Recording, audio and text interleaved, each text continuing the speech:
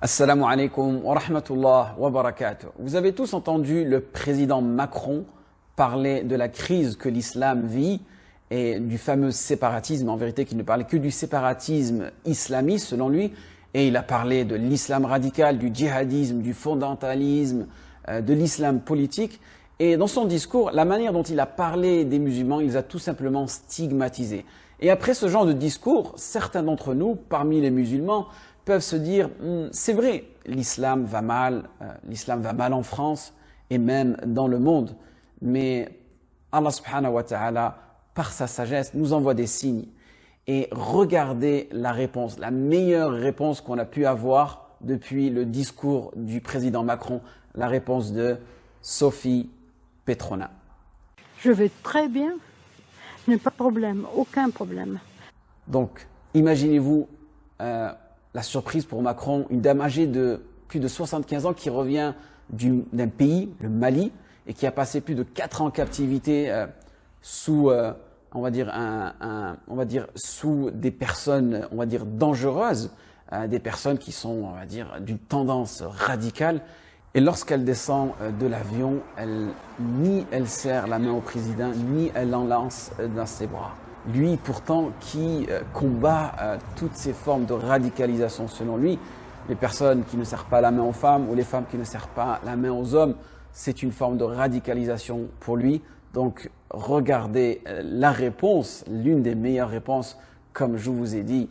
Et Allah subhanahu wa ta'ala nous a parlé de ça, nous a dit dans le Coran qu'ils complotèrent, mais Allah a fait échouer leur complot. Et Allah est le meilleur en stratagème. Yamkurun wa yamkurullah wallahu khayrul makirin. Sophie, qui est devenue Mariam maintenant, va elle-même aller plus loin dans son discours et regardez ce qu'elle va dire. Pour le Mali, je vais prier, implorer les bénédictions et la miséricorde d'Allah, parce que je suis musulmane. Vous dites Sophie, mais c'est Mariam que vous avez devant. Elle fait des invocations pour le Mali. Vous vous rendez compte? Elle veut une paix pour ce pays. Et aussi, elle veut la paix pour elle-même. Et c'est pour cela qu'elle se convertit à cette religion de paix, notre religion, notre noble religion, l'islam. Et malheureusement, beaucoup de personnes sur les réseaux sociaux n'ont pas compris la réaction de cette dame. Alors, ils vont lui trouver des excuses. Ils vont dire, elle est touchée par le syndrome de Stockholm, elle est peut-être sous une conversion forcée, elle est irresponsable, c'est sûrement dû à la fatigue, ou peut-être qu'elle est malade, on ne sait jamais. Et en réalité, c'est lorsque la foi pénètre dans ta poitrine, pénètre dans ton cœur. Et c'est Allah subhanahu wa ta'ala nous dit, فَمَنْ يُرِدِ اللَّهُ أَنْ يَهْدِيَهُ يَشْرَحْ صَدْرَهُ لِلْإِسْلَامِ. Lorsqu'Allah subhanahu wa ta'ala veut te guider, il ouvre ta poitrine à l'islam. Et ce même scénario est arrivé au prophète sallallahu alayhi wa sallam.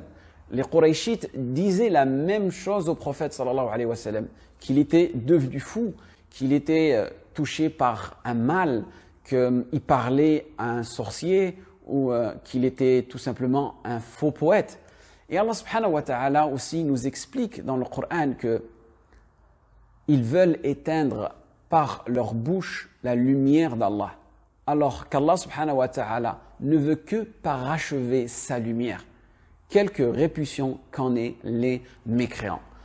Yuridun an yutfi'u nur Allah bi afwahihim wa ya'ba Allahu illa an yutimma nurahu walau kariha al-kafirun.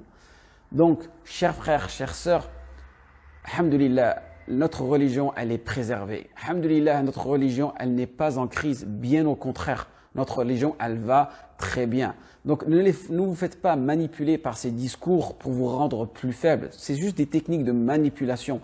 Alhamdulillah, notre religion, elle avance de jour en jour. Bien sûr, il y a des hauts, il y a des bas, comme dans toute chose dans la vie. Que ce soit au niveau mondial ou que ce soit au niveau national, n'importe quelle situation, vous trouverez une phase, on va dire, d'expansion et une phase de déclin. Parfait. Mais le musulman, il reste fort, malgré les manipulations, malgré la stigmatisation. Il faut rester fort et croire en Allah subhanahu wa ta'ala en notre message, un message de paix. Wafaq Allahu jami' lima yuhibbu wa yarda. Assalamu alaikum.